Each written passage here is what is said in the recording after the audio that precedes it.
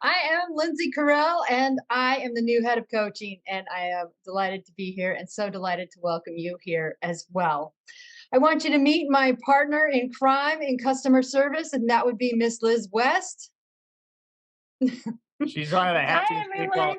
happiest people I know, and she's a caffeine addict.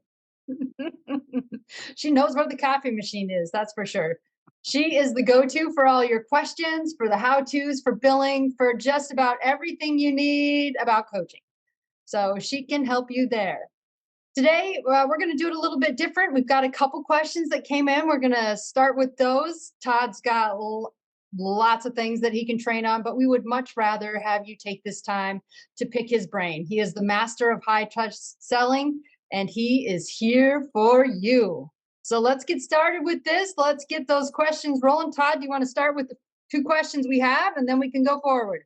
But yeah, thank you, Lindsay. And by the way, it is awesome to have you guys on. And having talked with at least 5 or 6 of you over the last 2 or 3 weeks, we know that you guys are committed to success. And we also know that the market is weird for a lot of people that are not 100% confident in strategy. I want to do everything I can in the next 90 minutes to not talk, but respond, right? And I love situational coaching. I love the idea that we can take guys and gals that are in the trenches like you, who are building teams, trying to do their best in a weird market, and give you solutions. So when Lindsay says pick my brain is really, really big because that's what my wife tells me all the time. And it's not an ego brain, it's just a brilliant brain. She has to remind me of that because most of the time I don't think I'm super brilliant.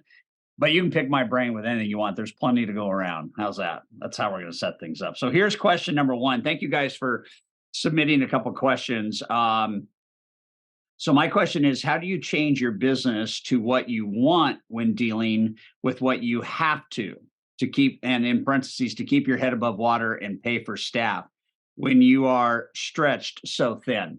So, man, I respect that question a lot. And I think that I've got two reference points that I want to go to, and then let's see if it can sync up in some pretty meaningful dialogue. If at any time you want to post a question, you can put it in chat. We'd prefer you hit in the reactions button at the bottom of the screen, and that way just raise your hand and we'll know that you're kind of next in line. We have two questions that came in, and I can probably answer those in maybe 10 minutes each. And then you got to drive the call. Okay.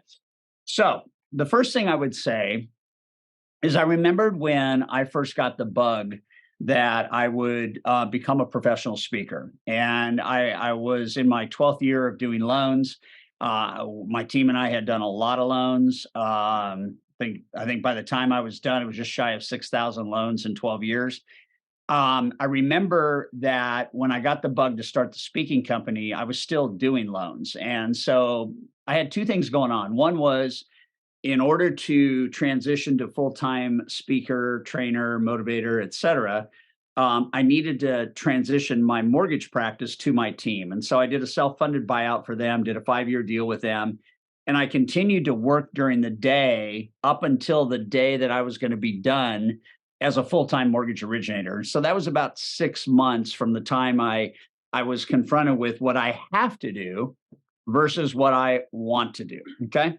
So what I decided was that I would spend every evening from 8 o'clock until 11 o'clock working on the new business, and I would do it for a 6-month period of time. And the reason why I allocated 8 to 11 was simply because I was with my team during the day. We were doing mortgages during the day, and I wanted to have a little bit of a break in the afternoon, and then I wanted to get back on it. And so during those 3 hours, I was designing curriculum. I was designing some of the training material. I would be writing topics that I wanted to talk about, so on and so forth. I would be developing approach letters for the mortgage industry because, let's face it, outside of my local competition and in my own company, I didn't have a national name. There was no such thing as Mortgage Originator Magazine or Scotsman's Guide or anything like that.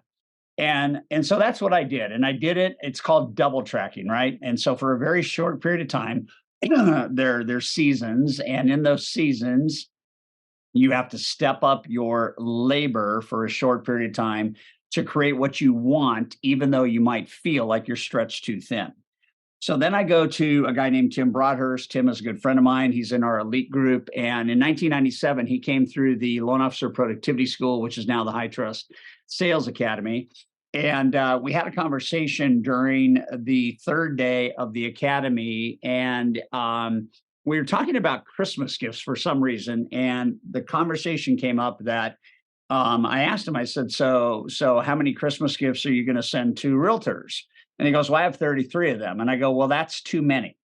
And he goes, what do you mean? I said, you probably shouldn't send gifts to 33 people. You should probably pick the best 10 and send gifts to them. And he's scratching his head because the whole Loan Officer Productivity School is about how do you improve business. And if you know anything about like what we do, which you should, because you're at the master level, we want more business from less effort. We want more business from less people. We want more business by referral instead of lead. We want all of that, right?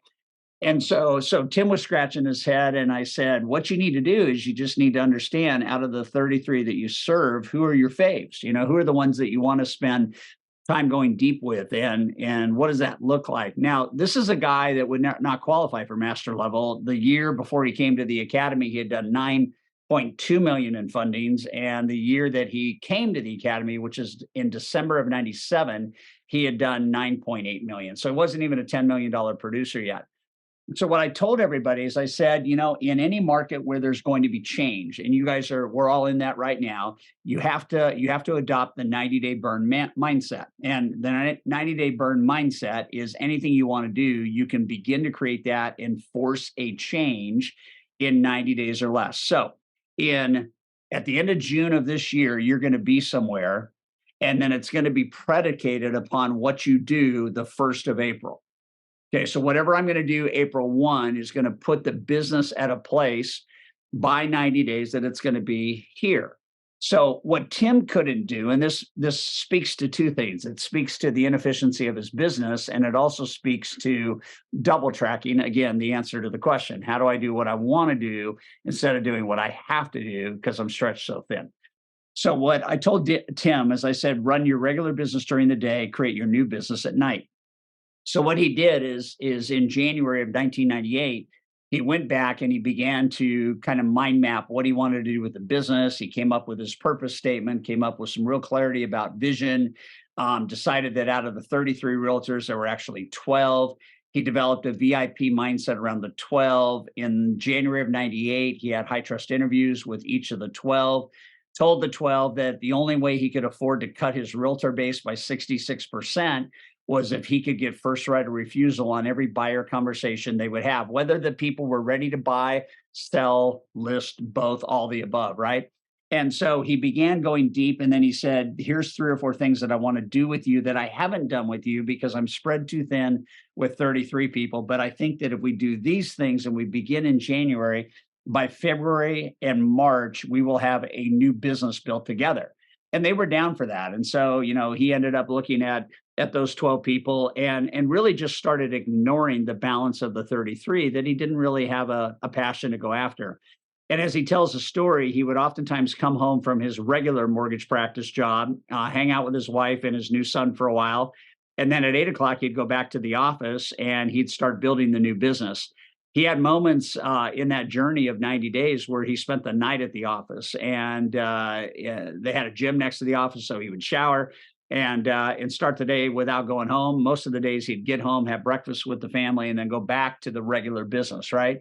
And so what's interesting about the question that you guys ask is you are going to be somewhere.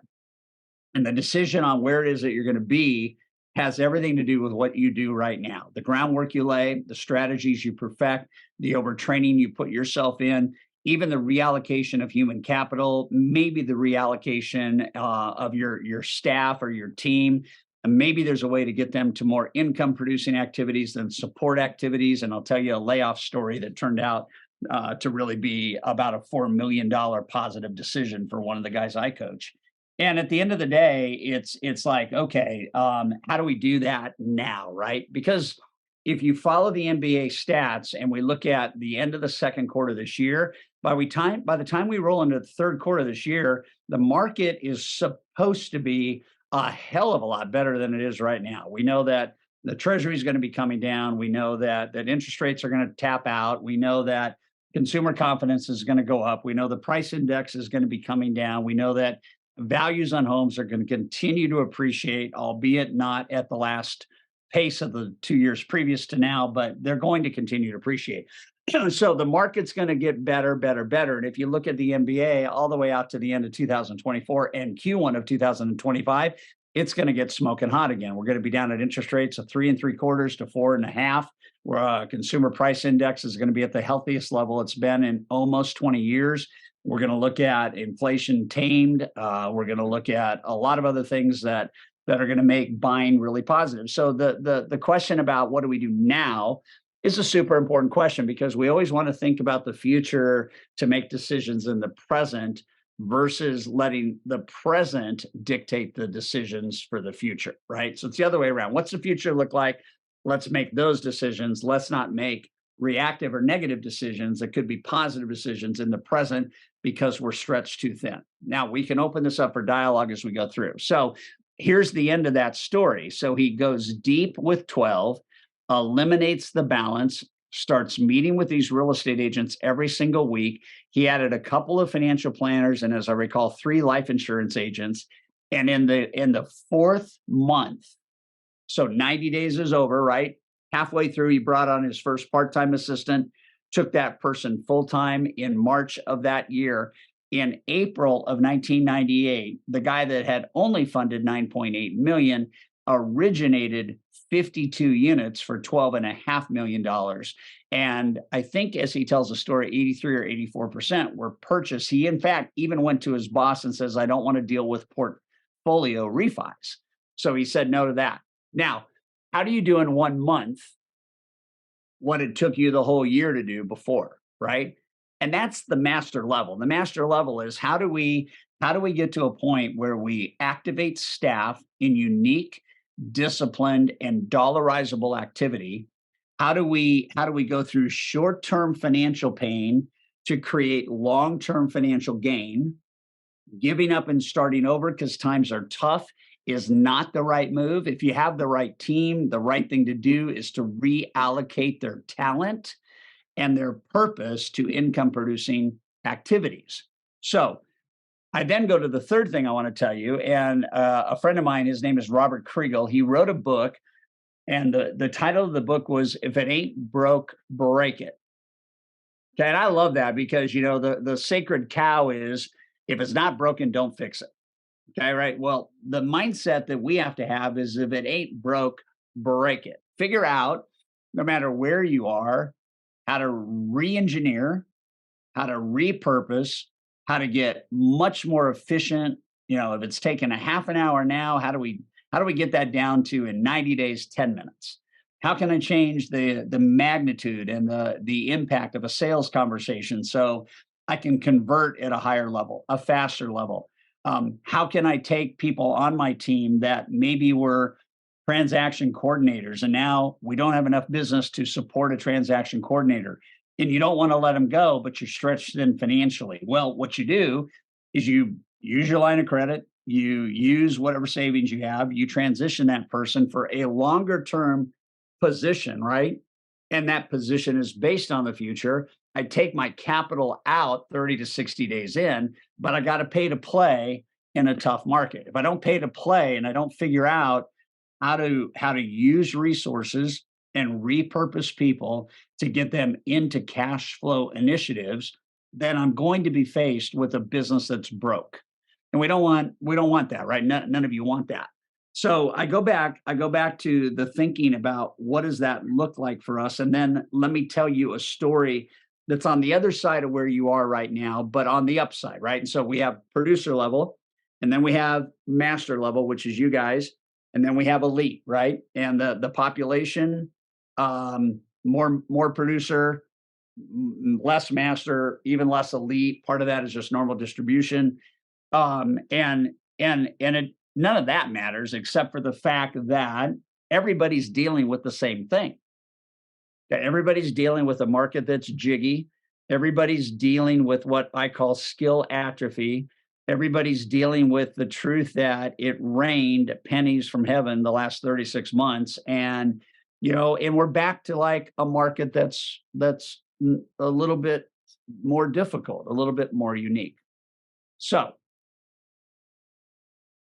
what if I were to tell you that you could solve your cash flow problems if all you did was improve your sales conversation with borrowers today and just took that conversion rate up by 20% over the course of a year? So whatever your conversion rate is, call it 20%. What if we could take it to 40? Well, everybody on this call would increase their revenue as a non-owner comp, all right, or a non-broker comp. You'd increase your revenue by $30,000 a month. So how many months would it take to increase your revenue by $30,000 a month to pay for the staff you're thinking about laying off or that you're stretched too thin to afford? And that's the mindset that I want you to be thinking. Kriegel also says in his book that when times get tough, most companies go to layoff before they go to investment. And he says, I think that's backwards. Why lay off somebody that you love, that has been part of the team, that you would prefer having be part of the future? Why lay them off rather than repurpose them, refigure where they could generate revenue, and keep them as part of a always morphing team, right? And that's a mindset thing that I think is really, really interesting. So I'll tell you a story, and then see if this question is answered. Don't panic in a difficult market. Get even more focused. Get away from chaos and get into collaboration and consistency. Don't be like a one-armed paper hanger.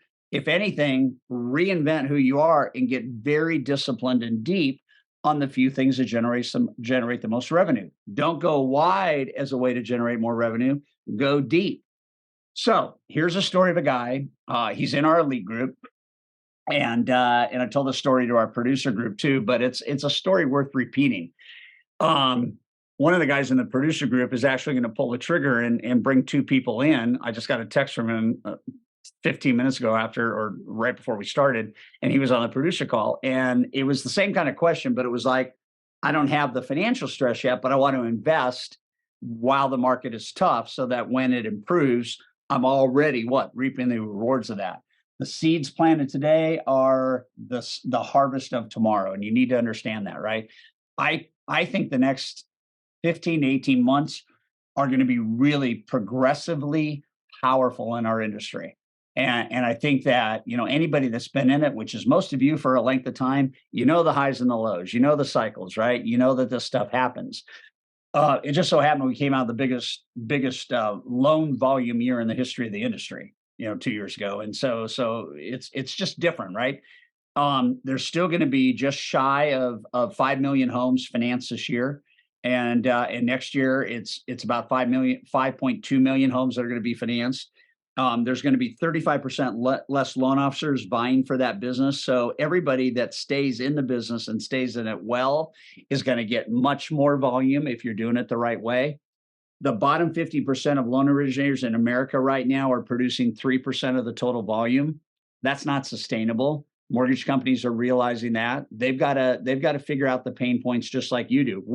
We're trying to do at the master level what somebody's trying to do at the corporate level. But even then, they're focused on cutting expenses. I want you guys focused on expanding revenue. Just a different mindset, right? So here's the story. The guy's number one in his company out of about 300 LOs. He's been an elite for, I think he took a 2-year break, came back this year, was in it for at least 2 years prior to that. So we've got about a 6-year run with this guy. Last year, he closed $116 million in volume and made about $1.4 million. And we were having a call and we were discussing the fact that he had to lay off 4 people. And I said, what if you, instead of lay them off, turn them into revenue generating employees? And he goes, what do you mean? I go, no, but so I don't care what they're doing right now. Do you like them? Yeah. Are they productive? Yeah. Do you think they're good at talking to customers? Yeah. Okay. So all I did was I asked him, and I know that this is going to be part of maybe another response to the second question, but I asked him, I said, just out of curiosity, in the last 10 years, how many loans have you closed? And he said 5,000 loans. And I said, of the 5,000, how many of them did you do in 2021 and 2022? And he said, I couldn't tell you. And I go, but you don't know, right? He goes, no, I don't know. I mean, I know once I did it, if they were like I'd done something with them before, but I couldn't tell you right now. And I said, well, let's just think about focus precedes success. Let's think about going deep instead of wide. And he goes, okay, I'm ready. And I said, okay, so let's just say out of the 5,000 people, there's 1,000 people there that you really love, and maybe they're the most influential. Maybe you don't even know. But let's just say we can get to a point where we focus on 1,000 of the best out of the 5,000.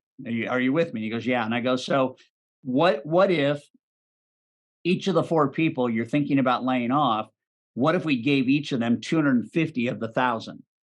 And just had them start tomorrow making phone calls to the 250 people, have a standard operating procedure, have a reason for the call, have a script that they can use and appreciate and get into next actions, get into mortgage efficiency, get into referability, get into the circle of cash flow, blah blah blah blah blah blah blah, right? And I said, so you did 116 million last year. What is your average loan amount? And he told me 448,000. And I said, okay, so if 1,000 people each gave you just one deal that closed, whether it's a repeat business or a referral or whatever it is, how much volume is that? And there's just this pause, and he goes, well, probably $500 million. I go, not probably, $448 million in closings. Now let's just pause there for a second. That's a big number to talk about an originator that runs a branch that for his personal production has $448 million conveniently and easily identifiable. If we can't get 1,000 people who know, love, and trust us to refer us to one person, we should be shot. We should be absolutely like taken out to the back 40 and whatever we do. Lindsay, you can answer this because your dad loves ranches and farms, but think about this for a second. So I asked him, I said, how much more money would you make? Let's just take your 116 million and let's just take it to $500 million. What would you make? And he said, I would probably make close to $6 million. So I go, how long would it take to repurpose the four people? And he said, probably 4 weeks. I go, great. So why don't we just do that? Why don't we just repurpose the four people, keep them on, develop new comp for buyer aggregation. Okay. They don't need to be licensed. We're not going to be doing any rate quotes or anything like that. Let's just get after it. Right. And so by the end of April, all four people are dialed. Right. He goes, right. So this guy is going to go, if this works out the way we're thinking about it, he's going to go from 116 million last year, which is good business, to $500 million in a year. Now, is he going to need more processors? Yeah. Is he going to need more transaction coordinators? Yeah. Absolutely. Yeah. But that's the answer to the question. The only other answer is to shrink it down, slow it down, and simplify it, and then wait, and then rebuild it then. And you can do it either way you want. But I think that what most people do is they take a tough market, they're stretched thin. Anybody that has ever had to manage payroll and manage cash and look at expense, we all know that. But I can tell you right now how to keep my head above water. Double your daily time on income producing stuff. Offload everything else that isn't producing income. Set up 5 to 10 meetings with your top referral partners and go very, very deep on trying to figure out how many buyers you're able to talk to out of the buyers that they're in front of. Figure out how to get in front of more of them, and then take people that you know, love, and trust that are on your team and repurpose them for revenue. repurpose them for revenue, not support. And I don't know a question outside of that. I mean, I don't know an answer outside of that question that could be any more valuable because it covers both sides of it, right? You can streamline it and slow it down and slow down your risk. You can expand it and borrow short term or put cash reserves into short term and build. But there's really not, in my opinion, anything in between. So what I would like to do is let any coach on board or let any other coaching member that's at master level to share what you're doing in today's market that you think would help your other fellow members or our whole members if you're a coach deal with this very issue. So here's the question again. How do you change your business to what you want when dealing with what you have to keep your head above water and pay for staff? So, Who's talking? hi, Sean. Hi, Sean. So, I um, can say hi, Ty, Sean. yeah. So I took this to a little bit deeper level because my realtors were having the same problem. Like, I've worked with this transaction coordinator for this many years, but it's hard to justify now. And so I had a meeting earlier. We just did a session before this where we went over ways we can use her transaction coordinator to do the exact same thing with her past client database. So this is for more than just us and our business. The more business we drive for our partners, the more business is going to come back to us.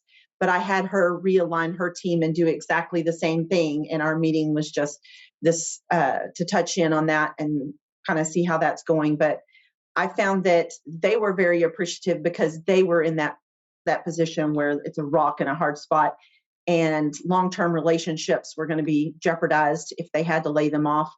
And in this one, we just implemented this 2 weeks ago, and we had our follow-up call this morning, and she is no longer in any position to lay people off. She is keeping everybody busy, and her pipeline is full. So don't forget that this doesn't just apply to us, but share this with your partners because they are scrambling for answers right now too. And if you are the person that is the light in the dark, and you can shed light on this and help them facilitate that, there's a lot of gratitude and loyalty that's going to come from that. You know what? Which is, it's such a beautiful comment, Tyshawn, because at the end of the day, that's what high trust is anyway. High trust is always about connecting deeply with partners that you love, waking up and knowing that let's just use realtors as an example. The realtors that I work with, I love. I would this is a pretty big litmus test. I would die on the hill for them. And if that's the kind of relationship you have, then you would be having those conversations right now. You'd be figuring out collaborative joint ventures. You'd be figuring out how to help their staff win financially by using your staff to win financially and vice versa. Like part of the first question that I read was like, so why don't we just sit down with the small group of agents that we love or whomever we're talking about here, but we'll just use agents since you brought it up. Everybody's in the same boat. Sellers are loosening up their expectations in so many markets of the prices of yesterday and number of offers of yesterday are coming down. It doesn't mean that we don't have multiple offers in some of the situational real estate, markets, but they're not as intense and prices are starting to soften. Buyers want to get off the sideline. They want to get into it, but they're afraid of interest rates.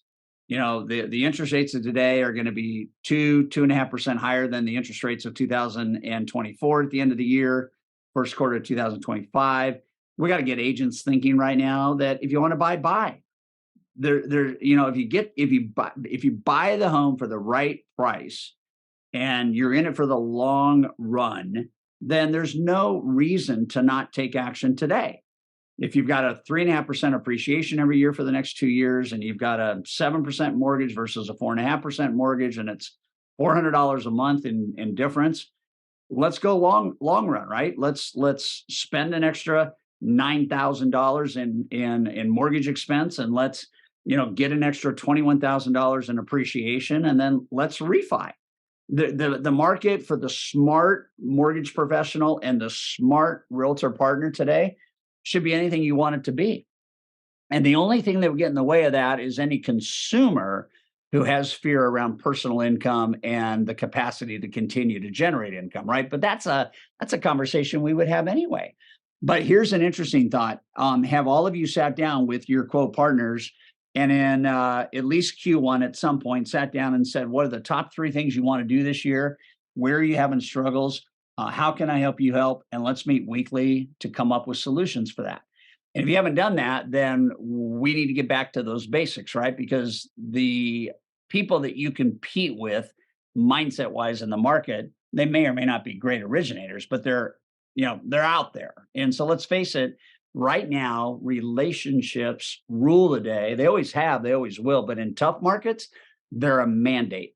They're an absolute mandate. And most people get so panicked in a tough market that they start going like crazy and they start talking to everybody and anyone. And the hardest discipline is to stay narrow and focused. Now, I could add 1 or 2 if I've got 8 or 9. That's fine. Get back to business planning, right? But understand that one thing I think that Tyshawn, I add to what you had to say, and I think it's important for everybody to get. If I can get better at our dialogue with consumers and I can have first right of refusal to talk to all your buyers. If I do those 2 things and I can increase my conversion by 10, 15, 20, 25, 30%, and those converted customers become magnets for more buyers and sellers back to that agent, that decision right there will carry you through any market. The problem is we got sidetracked. We got sidetracked by low interest rates and sheer volume coming out of heaven. And we didn't pay attention to our partners. And they were having a great run, right? But we didn't pay attention to them. So let's get back to some of the basics that build a business. And then let's understand, if I don't ask you what is important to you, I don't know what to offer you. And I don't know how to add value. And that's what I love, Tyshawn, about what you said. We have an elite producer who 4 weeks ago had 125 real estate agents that she invited into a venue for 4 hours to teach them the top 5 marketing skills in a difficult market. And she said that out of that, she got 21 loans. Out of 125 people, she got 21 loans in about a day from doing that conference. So we could get back to basics. It's about education. It's about what are the strategies that work in today's market, in a difficult market. There's so many positive signs right now that we should be optimistic about, and we should die on the hill. We should just go, you know what? This is a great market. It may be different, but it's a great market. And the fact that 40% of realtors did not renew their licenses between 2021 and 2023, that says something. And there's a lot of people scared to death right now. So let's not try to become more valuable to the people that are super worried that might be on the edge of, quitting the business. I love staying active in the business we love, which is people buying and selling real estate, right? And then we can start to add the layers if we repurpose our human capital to do new and unique things. But man, I think I was talking with Lindsay yesterday, and I asked her to write down the word basics, and I said I want to tell everybody tomorrow that basics matter. So if I write basics vertically on a piece of paper, the B is belief, and you got to believe today that today is a great market, and you're a winner, and your optimism backed by your skill and your knowledge is going to stack up beautifully in today's market. So that's the first thing. You got to believe that this market is a great market for you. Okay. And the other thing that if we look at E, we have to look, at A, we have to look at our attitude going into the market. If we're looking at basics, we have to have an optimistic mindset. If people are negative, we need to get them over to positive. My creative team asked me yesterday what my favorite quote is of all time. And I said, my favorite quote, it's super easy because my grandmother gave it to me in a gift by a book she gave to me. And I had to do with attitude. And the quote is by Napoleon Hill and W. Clement Stone. And the quote is, there's very little difference between successful people and unsuccessful people, but the little difference makes the biggest difference. The little difference is attitude. And the big difference is whether it's positive or not. So the day today that we're in requires optimism. So optimism is an attitude, right? It is much better than pessimism. And I'm not saying any of you are pessimistic. I'm just saying we got to be overly positive right now. The future is coming and it's going to be good, just like all futures are good, even though there's dips, right? And so we look at that. And then we look at strategy, basic strategy. What are you doing? How many people are you talking to today? How buttoned up is your follow-up system? If follow-up were an Olympic event, are you a gold medalist right now? And if you're not, what needs to happen? How are we going to turn over more rocks in the marketplace to find more buyers in a changing market? How are we going to step up our frequency with our partners to make sure that they're doing well? Because if we help them do well, we do well. What are the strategies right now? Like what is the follow-up strategy? Because if I want to increase my income right now, which would solve for many people 90% of the challenge, which is cash flow, all I have to do is look at my follow-up strategy and my strategy for initial conversation to get that conversion rate going in the right direction. And I did something for Real Estate Source today on a podcast, and I took our high trust business plan, and I said it's amazing, if someone wants to make 300 grand and they're getting 110 basis points, and all they're going to work on in a tough market is 4 referrals per partner per month. Okay, that's 40 conversations if they have 10 partners. Okay, so if they have an average loan amount of $400,000, their current conversion rate to triggered app might be 20%, might be a little bit higher or lower. I don't know. One mortgage company I talked to 2 weeks ago, it was 19%, pull through 88%. If those are the 6 numbers, whatever those 6 numbers are for you that you're dealing with, here's what I would encourage you to think about. Whatever your conversion rate, that pre-qual conversion to app rate, whatever that is, if you could increase that by 20% over the next 6 months, what would happen to cash flow?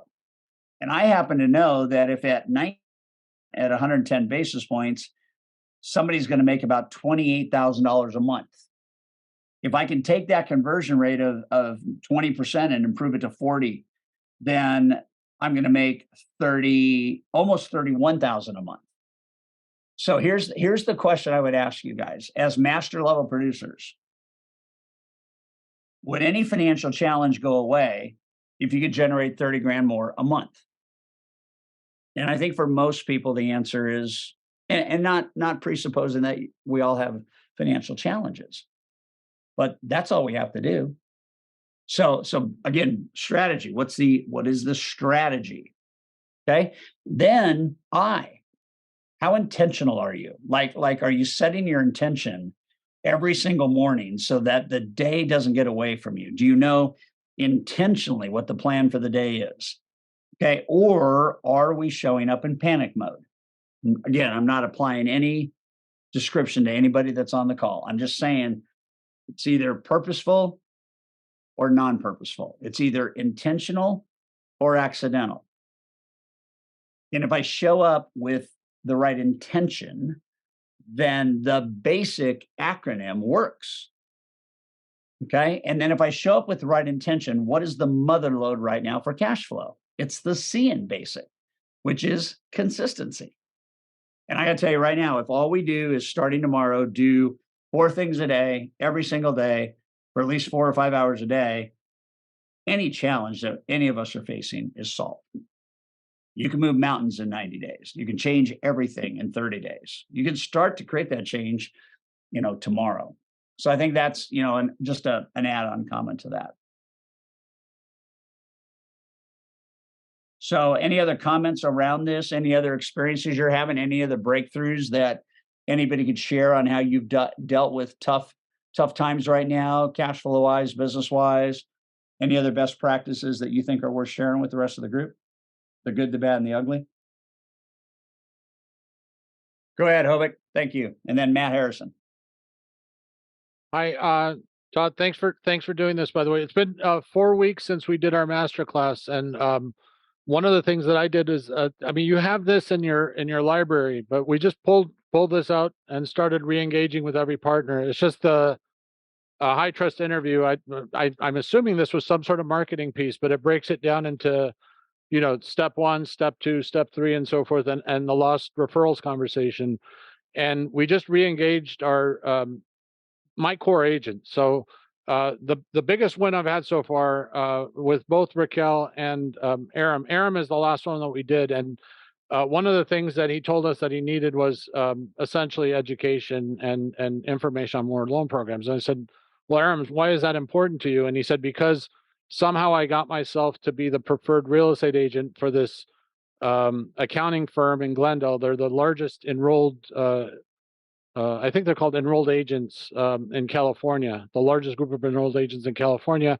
And we do a webinar for their clientele once a month, and I'm just running out of things to talk about. And I said, well, if you'd invite me to be your guest, not to take over your spot, but to be your guest, I'll talk about whatever topic you want me to talk about. So last night, we did a webinar with 54 of their clients, and they did their part on accounting, and he did his part on real estate. And he said, well, my friend Hovik's here to talk about reverse mortgage, but I only had 5 minutes in this webinar, and I didn't have anyone in marketing, so I just created something myself with a QR code asking them to connect with me on there. And we got 12 hits out of 5 minutes of talking last night, and it was just by asking them what is it that I could share exactly what I put on there, but it was childish because my marketing person was out of town. So I created, let me just pull this up real quick. Yeah. I'm right there. Literally, this was the gist of my presentation. It was, oops.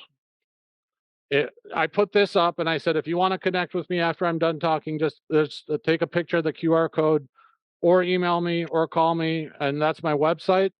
And the whole presentation was, what is a reverse mortgage and what does that mean for you? And I'm not even an expert on reverse. I've got someone on my team that does reverse mortgages for me. And within 5 minutes, I was already getting pinged basically on the back end. So just find out what your agents really need. And I think that'll take care of the rest for you. We have also in the last 4 weeks, we add Vana Nazarian to our team, who's going to be helping me on the sales side, in addition to Asmik, who was already there. And yesterday, we picked up another LOA. She was going to get riffed out of the company. And my boss called and said, you guys are using her. Do you like her? And I said, I love her. And we transferred her to our Palmdale branch. So we saved her job, and she's very grateful at this point. So That is awesome. things are moving along. Awesome.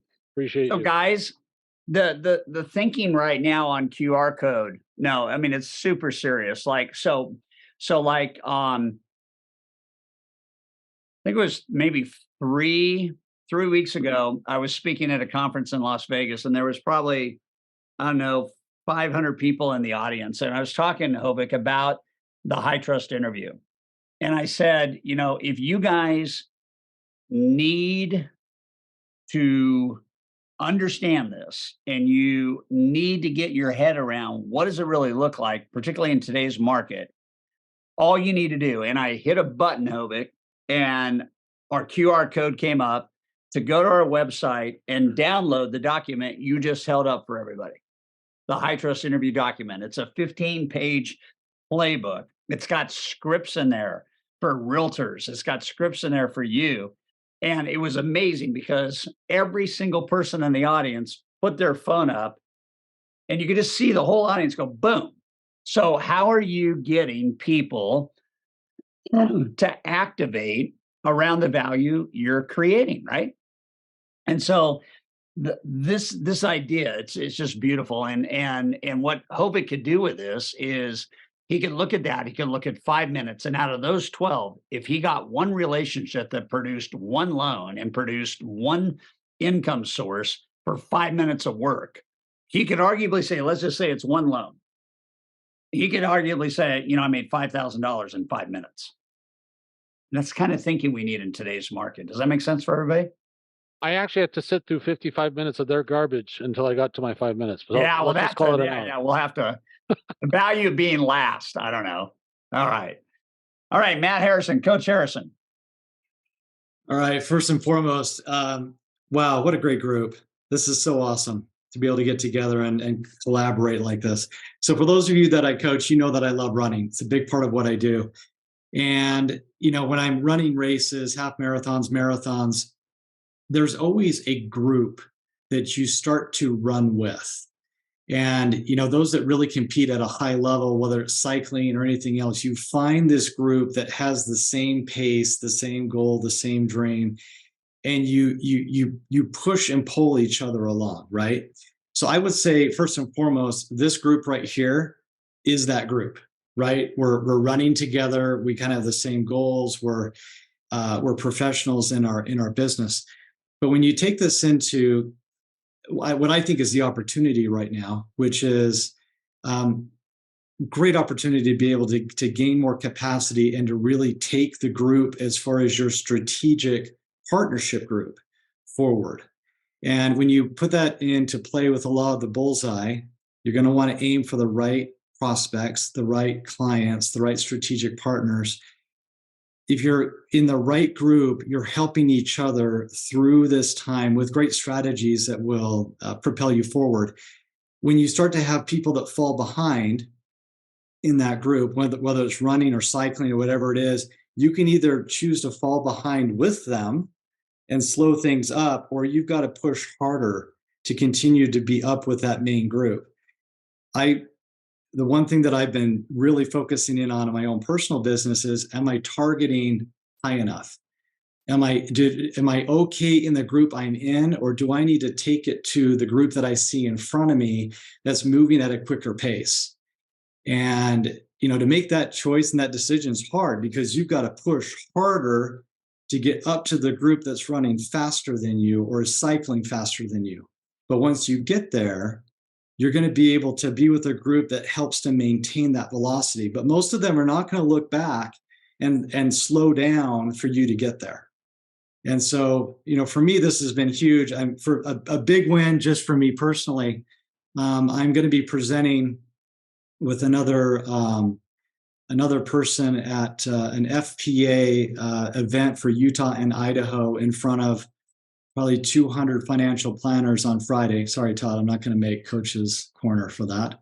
But, super excited to be able to have that opportunity. And yes, Hovik, I've got a QR code and we're all set and good to go. But that was a choice that I made about a year ago to shoot for a larger, faster group, one that's progressing, that I could take my business to a different level. So I just thought I'd leave that. I think it's a great opportunity for us right now. We don't have as many runners in front of us that are blocking the way. A lot of them are falling out as far as just what the market is doing. And, by attrition, it provides a great opportunity. Thanks, Coach Matt. Yeah. I really like that. I like the idea that we all have a race to run. We want to run our own best race for us. And then we want to understand drafting, and we want to understand being with the right people, and what happens when you hang out with people that have a different speed, and all you need to do is get into a little bit of training with those people. At the same time, you don't have to run somebody else's race. Like if I talk about somebody that does $500 million in loans as an originator, and your perfect life is $50 million a year as an originator, that's fine. Nobody's going to say, well, you're not a good originator until you get to 500 million. That's not the message here. The message here is, is running your race, right? Running your best race. Don't compare yourself to others. Compare yourself to your PR from this morning or yesterday or even last month. What is your personal record and how do you better yourself? Because when you better yourself, you play with better players, right? And when you play with better players, you play at a faster velocity and a higher pull through and all that kind of stuff, which is why the master level is so important, because it is that bridge from producer, into elite. And the other thing I would say, Matt, about what you said is this idea that everybody has a skill set to run their best race. And we've got to, as we build our teams, we got to understand what is their best place to be. So Harrison George, I had the pleasure of just loving the company he works for, knowing the executive team really well, and And he said in the chat, he said, I have a team member who's really good at doing task-oriented items, but not good at being on the phone. Trying to develop a position around their best characteristics. Are there any bits of advice for this person? So yeah, so you cannot ask a goldfish to climb a tree. Okay. So everybody's got their talent zone, right? Everybody has, as Pat Lencioni talks about, is their genius zone, right? So everybody on our team, from the person who might be on the front end of everything to you as a senior leader, everybody's got their genius zone, right? We call it their strength zone. Marcus Buckingham made that powerful 25 years ago. Now discover your strengths. First break all the rules. Now discover your strengths. I love that. And so for Harrison, it's like, okay, so what are the detailed things that would dollarize without a phone call? And that's what you would look at. So like if we look at what are the things that somebody could do to generate revenue for the company, for my personal brand, what are the things that person could do that are detail oriented? So there's harmony there, right? And Cindy, I'm going to ask you to chime in on this in just a sec. You look at, okay, so detail, marketing pieces, and even email templates, and maybe it's all over follow-up, right? And maybe we're not really good right now as a team nurturing the people that have come into our universe, right? These are people that are going to be buyers at some point in the future. Maybe we haven't done a good job there. Well, if I have somebody managing the detail around that every single day, and that is their strength zone, and they can do it with much less stress, much more efficacy, and by the way, pull the team along, then I want to figure out how to throttle that piece of the business. And so it's perfect to understand, like, part of conversion is follow-up. Now, I could be on the phone, or I could have a detailed person that takes me as the originator, who records a one-time video for any buyer who's in, I don't know, a 4-month to 6-month window. And I could do a video. Because I'm good at selling. I'm good at being on the phone, Harrison, right? And now the video could be in a bank. And now somebody who's detail oriented can say, this is the 3rd week of the second 90 days for borrowers who are approved that don't have a property. Boom. All right. So the sales talent develops the videos. The detail talent manages the execution. And all we're trying to do there is, as we look at the funnel, more and more people pop out the bottom because of that continuity. Cindy, talk about DISC and talk about repurposing people and talk about finding out people's genius zones and strength zones. Harrison's question is monstrous in terms of impact. Well, it is. And sometimes we think that our dollar producing activities need to go to those that can be on the phone talking to people, getting the referrals and the business in the door. But that backroom support is critical. So DISC, is a tool. Every one of you in this program have done a DISC assessment. We match you in regards to your assessments to the coach. And so we have all these different styles. So I think what Todd just said, Harrison also is looking at, the time efficiency. If you have a style of a person that is a C style, that's very analytical, very detail oriented, very more private instead of outward, or an S style that is very supportive and calm and just wants to collaborate and do the best job, but they don't have that outward comfort of picking up the phone and talking to people. Think about what those people can do for you to prepare the person to make the calls. Because one of the things about follow-up is that half the time when you schedule to do a follow-up call on the phone or in your calendar as a time management, it is the matter of the first 15, 20 minutes, everybody's running around, who am I going to call? Because they're not prepared. So look at your staffing also in the basis of what is their DISC style, and find that place and look at them as the efficiency of they're supporting that dollar producing activity to do it in a shorter amount of time than what somebody else would do if they are trying to be everything on that. So don't forget about DISC, you guys. We have that available, and you at the master level, each one of your coaches can also have access to look at that assessment for your members. So, thanks, Cindy. And let me add, Harrison, add one thing here. So I've got a guy that's in our elite group, and I share this with the producer level, just more from an inspiration standpoint, but I'm going to share it with you guys from an implementation standpoint, because it syncs up with exactly what Cindy just talked about in your question. And the overarching idea of repurposing people for detail, right? And so this guy's a $300 million producer. He's got 4 people on the team that are detail oriented, and all they do is comb the circle of cash flow every day. Okay. And so he's trying to measure how many interactions that they're having on a regular basis and then what it's actually producing. So he gave me a screenshot of one of his guys. His name is Garrett. And this would have been last Wednesday. Okay. So we were together Thursday and Friday in Nashville. Last Wednesday, he said, look at this, man. So in one day, a detail oriented person on his team following up generated 3 CPA referrals, 3 financial advisor referrals, 2 life insurance referrals for life insurance agents, and 10 annual mortgage reviews in one day. And he's got 4 of these people. And so when you look at this text and he's got a big old red heart around it, we look at the fact that the person generating the referrals is just following up. And they have detailed scripts that are designed. Some of the people aren't even really good on the phone, but they now have a standard operating procedure, which is the script, right?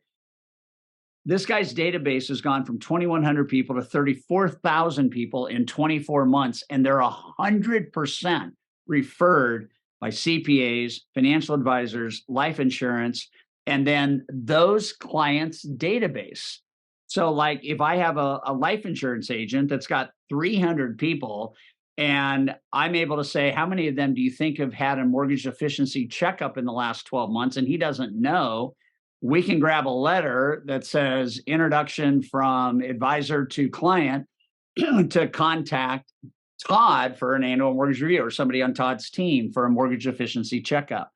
So all that to say that, I mean, I believe this deep in my heart. The business can be as big as you want it to be. But don't build it on sand, build it on this rock solid efficiency. Get people in the right place. Jim Collins, right? Right place on the bus. It's called the bus book, even though it's called Good to Great. Get the right people on the bus in the right seats and let them do what God has given them the skill sets to do. Don't try to make a goldfish climb a tree.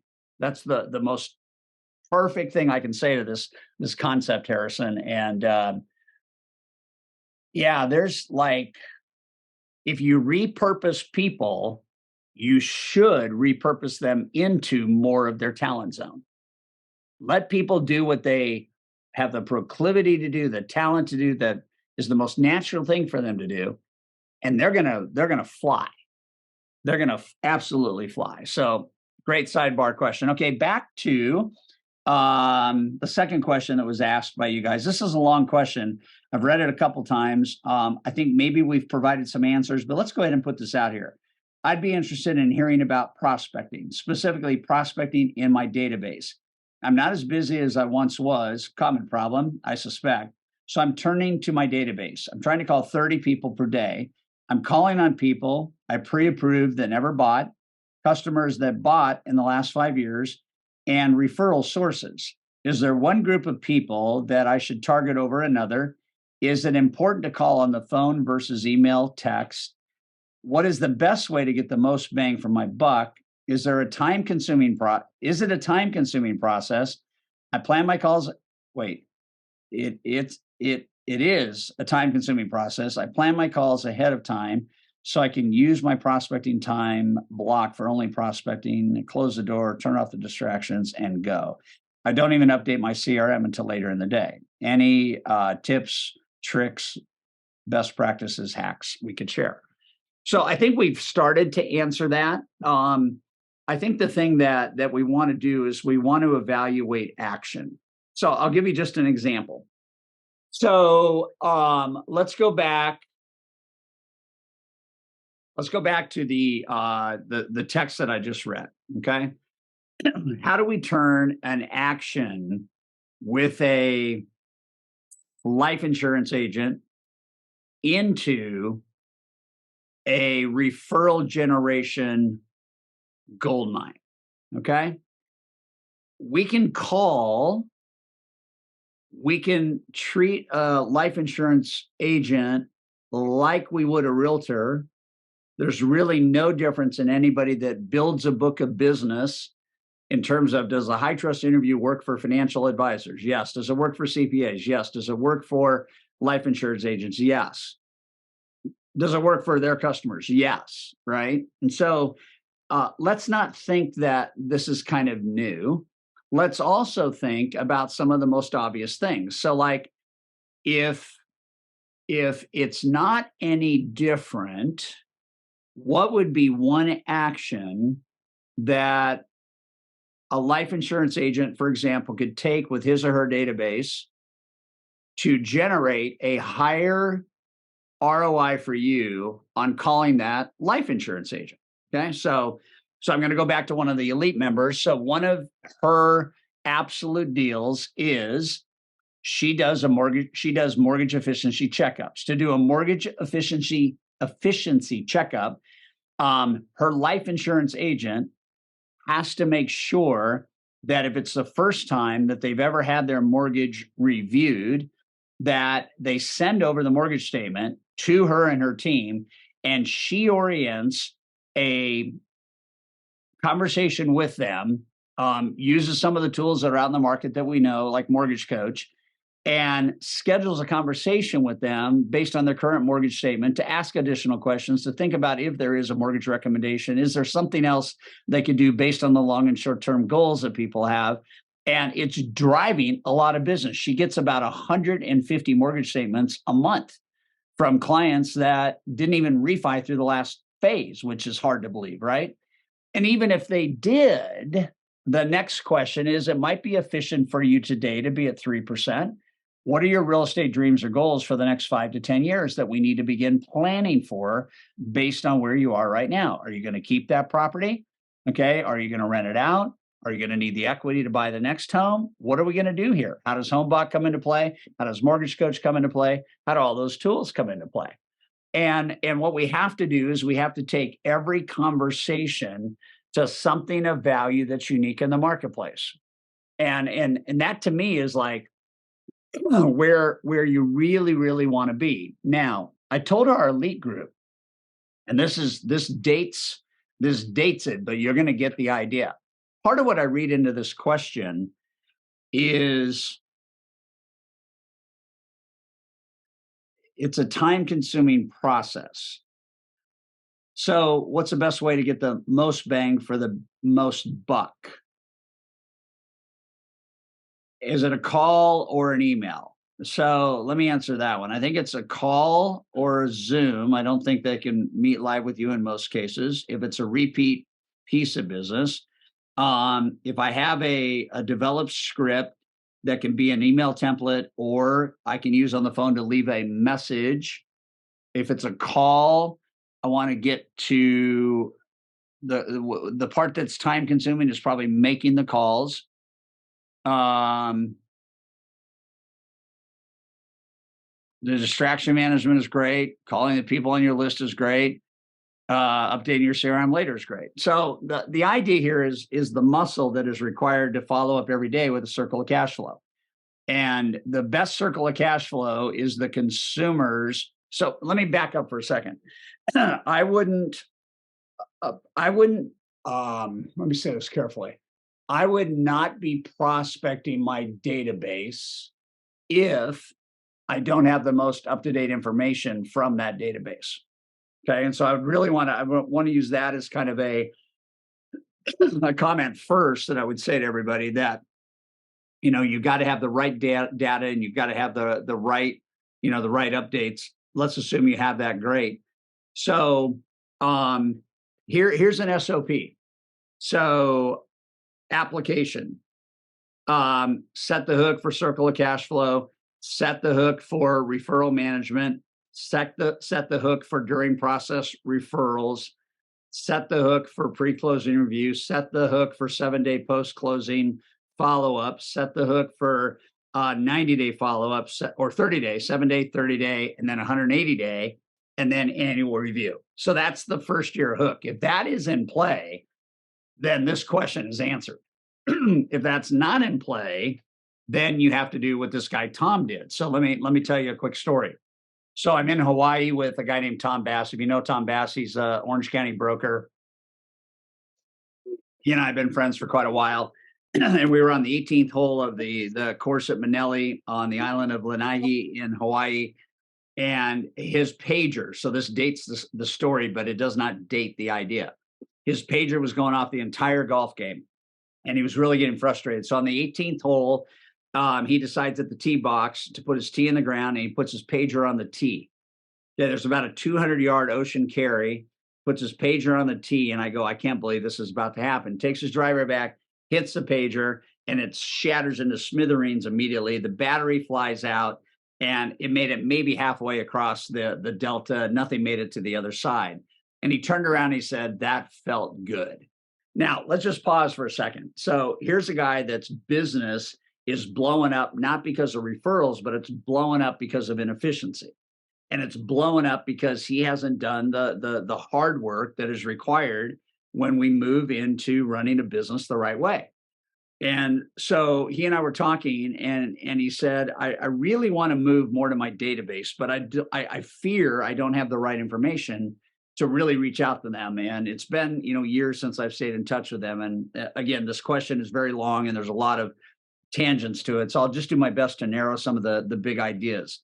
The big idea is it's really hard to call somebody if you haven't talked to them and you haven't gotten their right information, or their information has not been kept up to speed. Okay, so we'll just agree on that. So that was Tom's predicament. He had about 780 clients that he had done loans for the previous year, and we were in a low interest rate market or a lower interest rate market. And he said, I got to get a hold of these people. And he said, what should I do? And I said, here's what you should do. You should develop a 14-day contest. You should send an I goofed letter to all 780 clients. Haven't been in touch with you since you closed your loan. Please forgive me. I'm updating my database so I can be more relevant and in your life to help you make smart financial decisions around real estate. In order to make sure I stay in contact with you the right way, I need these 4 pieces of information. Okay. Please return it by this date in the postage paid envelope. Email wasn't invented yet. In the postage paid envelope. And if you do this, we're going to have a drawing 14 days. So take the date, April 1st and April 15th. We're going to have a drawing, and we're going to pick one winner, and we're going to give them a 4-day trip to Maui, all expenses paid. So he decided that he'd spend $5,000 on this. He sent out the letter to everybody whose address he had. He had some reservation about this, but I said, just trust the process. Send it out. Give them the postage paid envelope. They already know the deadline that it has to be returned by, right? So halfway to the 14 days, he paid somebody $8 an hour to come in and update all the data, update where they were, and make sure that the numbers that were contact numbers were confirmed. And then there was about 280 that hadn't replied. So he separated the people that had, sent out a last chance reminder to the people that hadn't, and got about another 100. So I think when it was all said and done, he had new intel on about 500 people. And he just made a decision. He'd wipe out the other 380. He'd start calling the 500. And all he did was make 20 phone calls a day for about 4 months. And in the 5th month, he closed 72 loans, more loans in a month than he closed the entire previous year. And so I bring that up because the database is a boring title, unless you understand that the database is actually a data bank. It's not only a bank that holds the data, but it is the bank of data that holds your personal wealth. I try to go after, like, if I love working with insurance, let's go after insurance. If I love working with CPAs, let's go after CPAs. If I love working with estate planners and wills and trusts, let's go after that. You can get all this information from every borrower at the application appointment if you understand page 5 of the residential loan application. which we call, and your coaches should give it to you, or you should be able to get it out of the library, is the continuation sheet to the residential loan application. So I want to call the people that are influencers. What does that mean? I want to call 50 people that can influence 100. I want to call 100 people that can influence 50. I want to call 200 people that can influence 25. Those are the main referral gen pillars I want to call. But I also want to stay in touch with every buyer. And there's a 6-question format that you should be asking every buyer once a year. And the answers to those questions, which are in the annual client review, should then be your focal point on what's the next call, when is the next call, why is it the next call, and what are we going to accomplish on the next call. And once I have that, then I can start to put into play this routine kind of call strategy. But if I've got 5,000 people in my database and I don't know who the influencers are, it's going to be pretty hard to pick 1,000. Brian Bomar, who's one of the smartest mortgage guys I know, developed a 4-pronged approach. It's not a new idea, okay? But he had a diamond, platinum, gold, and silver borrower category for post-closing, right? So I think diamond was you had influence over 50 people. Platinum was you had influence over 25. And then the next one down, you had influence like over 10. And then the next one down, you didn't have influence because you either were not employed and didn't have that influence, or you weren't in a place where you had a social circle that you could talk about influence, or you weren't doing something here. And none of that is wrong or bad. It's just like, I'm going to market to the people that have influence over 50 different than I'm going to market to the person whose influence is over somebody that doesn't have influence. So we're in Nashville again. And again, I'm just sharing stuff as it comes to me. This is totally not just a response modality right now. So one of the gals that's in Elite, she makes this statement. She goes, so I said, what's the unique thing that you are focused on?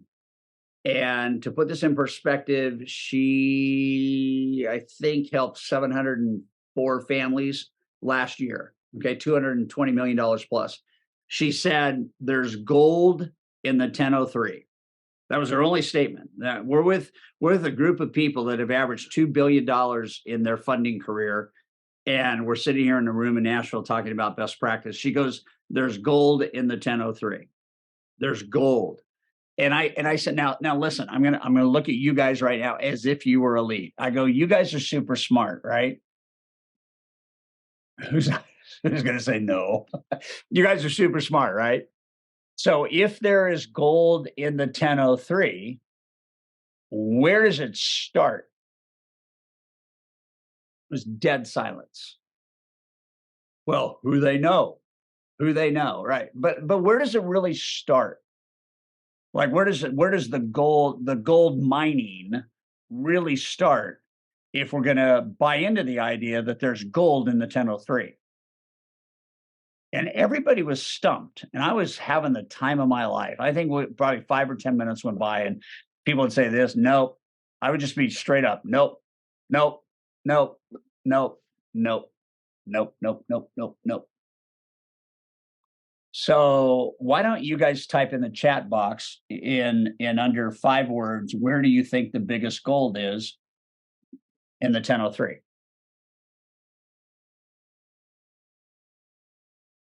Yeah, that would be, I'm asking employment, okay?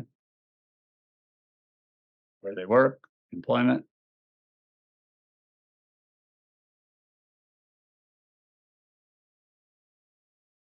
Okay, so let's just stop with those 4. Awesome. So the gold starts not with the employer. The gold starts with how many people they influence in their employment. Okay?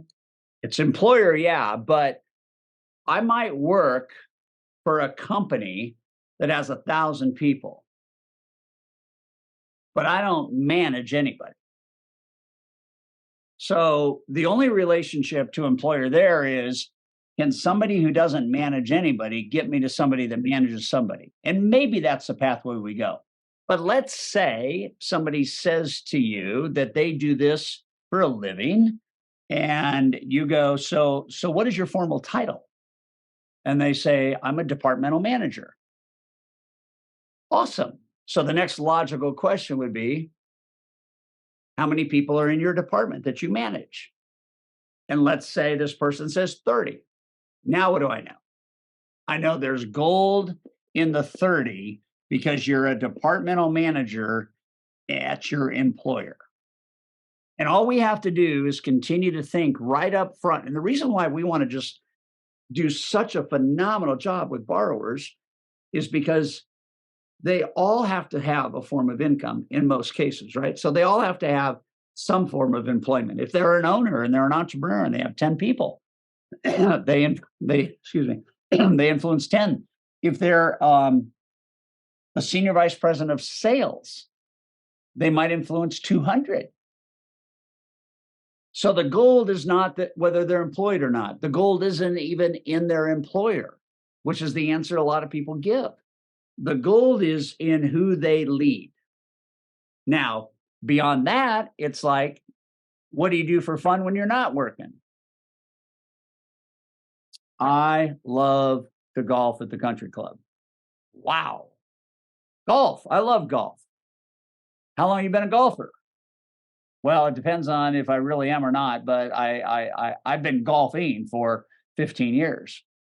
How many members does a country club have? Just out of curiosity. I love that club, but I've always wondered how many members. There's 200. Okay, well, great. So right now it's like, okay. So Marty Preston, who's on our lead group, has 4,600 borrowers that are employed by Hitachi in Lexington, Kentucky. So all he did was figure out, the person said, I work for Hitachi. And Marty goes, what do you do? And he goes, I'm a plant manager. And Marty goes, how many people are in the plant? And the guy goes, 1,200. So you see that dance right there? So part of what we got to do is we got to, particularly at our level, at master level, we should never let a borrower come into our frame of reference that we don't engage this way. Because then the question of the answer to the question that was asked about, I'm doing it time efficiently, it takes a lot of time. I'm putting all the data into my CRM later, blah, blah, blah, blah, blah, blah, blah, all that. Okay, great. But if I'm calling the wrong people, it's not going to work. So I want to be mindful of that. And there's so much we could do just on circle of cash flow stuff, guys. But the gold is in the 1003 because of who they have influence over. That's where the gold is. That's where the gold is. Okay, so we've got about 5 more minutes. And let's see. Hey, Todd, we had a quick question in the chat. Yeah, I'm looking at Sean. Yeah. I would just say, what's the best way to address Keller Williams and Compass agents that have been trained to always refer 3 lenders no matter what? How do we overcome this with hardcore compliant agents? I do a lot of business with them, but it could be better. I could be better if not pitted against other lenders. Okay, so the question is, so just out of curiosity, why do you refer a borrower to 3 lenders? And they're going to say, well, because we have to, or we want to give the buyer the option, or we want to be compliant, which nobody would ever say, right? First of all, this is not a law. And second of all, an independent contractor that is a realtor doesn't have to do this. Okay, so I could go, so why do you do that? Well, I want my buyers to have the best option. So there's another way to look at that. You want your buyers to not only have the best option, but you want to have them have the most likelihood of that option, getting them approved, getting them in the right home, having no issues fall out because of that, and making sure that you turn that buyer into a referral source for you later, right? So why do you refer a buyer to 3 lenders?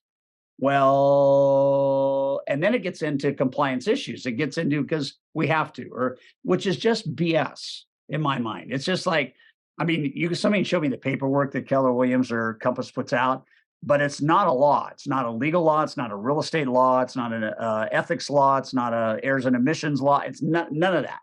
It's not a law. So the way a lot of people do it coming out of the academy is they go, great. So how long have you been doing that? Well, the last 3 or 4 years. Great. So you have 3 lenders that are your go-to lenders, right? Yeah. So in the last 12 months, how many buyers and sellers that have closed have those 3 lenders brought you? And most of the time they're going to say 0. I'll go, great. So you can work with 3 or you can work with me. And if you work with me, then here's what your buyers are going to experience. Here's my 5-star reviews. But more importantly, if you work with me, here's how much business I refer to my core agents each and every year. How much do you make aside? 15 grand. Great. So if I brought you 1 loan in terms of or 1 referral in terms of a buyer or a seller, is that more than any of the 3 lenders have brought you? And they're always going to say yes.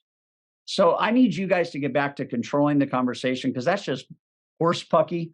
There's that is you know what that is? That is code for forgive me, don't take this personally. That is code for you haven't brought me enough value yet. And I would even consider at this point whether I want to do business with those people. So I don't know, maybe anybody else want to try an answer for that? Because to me, that never worked for me. I guess that's a no. All right, so what time is it? 2:25. Go ahead. Who's going to say something? Well, I always go back to look at the track record. Where are we at with the track record? How are each individual one performing for you? And then what are your clients saying about them? And then the cream rises to the top. And I always tell them, if you're going to give out 3 names, fine, put them on a piece of paper and circle the one, or ask, hey, is it okay if one of them reaches out, and then give me their information? They feel better about that. I would have so much fun with this, you guys. I would say, you know what? That's like being blindfolded and playing darts. That's how good your probability of having a beautiful customer experience is. And why would you do that in the first place? If you don't have trust in one lender and you got a buyer and the buyer hears you say, well, here's 3 lenders you could talk to, but it's your decision.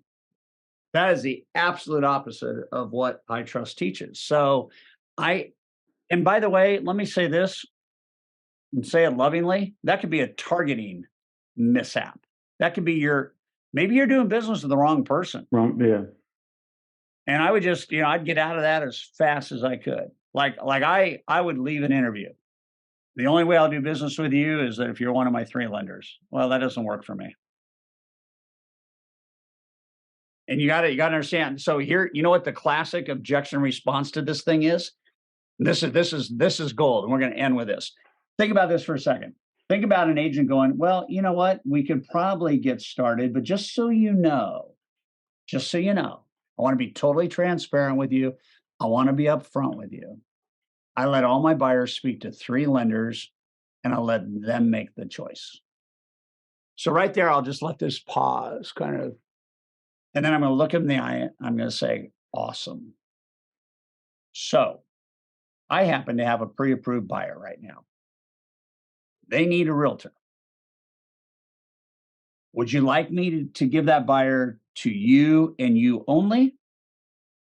Or would you like me to give that buyer to 2 other agents and yourself?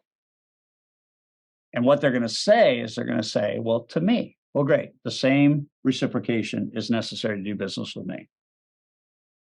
And what I'm really, really trying to get people to think about today, you guys, is I'm trying to get them to think about being very clear on what they will accept and not accept. Very clear on what's acceptable and what's not acceptable. And to me, it's just, and if that's just hogwash, if they're just putting it out there because most loan officers roll over on it, I think we have a relationship issue, a targeting issue. All right, Catherine, you have the last 2 minutes. Hard stop at 2:30. I'll make it quick because I'm running in. I've ran into the same thing, and I have, where I've told people that I want their exclusive business. I want an opportunity to speak with every buyer and every listing pre-qual that comes across their desk. And they're like, well, how do I do that when a buyer brings in their own lender or a friend of a friend and blah, blah, blah. And I go, well, first of all, you need to learn to sell me. So let's talk about how you sell me and the fact that we do multiple deals together, and likely that the buyer that your client, their lender that they're bringing in, they've either A, never worked with, B, have maybe worked with once or twice. And while you respect their relationship, you run your business like a business with partners that basically make the recipe a success at the end, that create raving fans, less hassle, less money loss, confidence in your offer and closing. And if they still don't get it at that point, I would turn around and go, okay, let's say you go to a restaurant, PF Chang's, and you go to PF Chang's and you go, hey, PF Chang's, I really want your Kung Pao chicken, but you need to use my soy sauce. PF Chang's is going to tell you to go fly a kite. No, I'm not going to integrate my recipe that is a proven fact to sell over and over on my Kung Pao chicken with your soy sauce. So in a way, you cannot let someone infiltrate your business that you know is a proven recipe for success by allowing other lenders to get involved, that you don't know how they work, how they produce, when they close, what they know, et cetera. And that would be back to my point. That would be a targeting mishap. That would be like, if that is what's happening and you're finding that out now, that's not good. But the other thing that Catherine said, and this is right out of the High Trust Sales Academy playbook, you know, we want to get, and master level people should be measuring a lot of things. One you should be measuring is, if I have an agent and they have 10 buyers in a month, it doesn't matter if they're approved somewhere else, it doesn't matter if they know a lender or if they're lenderless. I want to measure what percentage of those buyers I get to have a conversation with. If they're already approved somewhere, or if they know a lender, I'm going to be the best second opinion they can ever have. And I'll probably win the business anyway, because the lender they know, and maybe even the lender for whom or with whom they're approved, hasn't done this. But I'll say to an agent who says that, I'll say, have you ever had a pre-approved buyer that hasn't worked out? And they're always going to say yes. And remember the script that's in there. I appreciate the fact that you already have a lender, then that you're already approved. Many buyers at this stage are. However, to produce the best home buying experience for you, I ask all my buyers to have a conversation with Todd Duncan, the mortgage professional I use at ABC Financial. He's the best in the business. And whether you use him or not, 20 to 30 quality minutes with him will help me help you get the best home for the best price and put you in the strongest negotiating position. And he might be able to even save you tens of thousands of dollars in unnecessary mortgage expense through his mortgage management program. Has your lender done that with you? And the answer is going to be no. So we want to go for second opinion. We do not want any of this like noise to get in the way of a surgical, procedural way to do business together. And Catherine, to your point, do business your way, find the people who want to do it your way, and don't do it their way. Because you'll have as many ways as you have people if you don't reverse that trend and make it about, here's how we do business. The soy sauce example is a perfect example, right? Okay, 90 minutes. We're in the can. Way to go, guys. Q1, a couple days away from being over. On to Q2. If you haven't downloaded the Mortgage Bankers of America Economic Forecast, download it today. If you haven't downloaded the Mortgage Forecast, download it today. Take a look at what Q2 says about how great this market's going to get. And we're off to the races. Lindsay, thanks for leading the charge. Thanks all of you guys for joining. Liz, thanks for dancing, supporting everybody. And we're on to the races. Cheers. Thanks all. See you guys.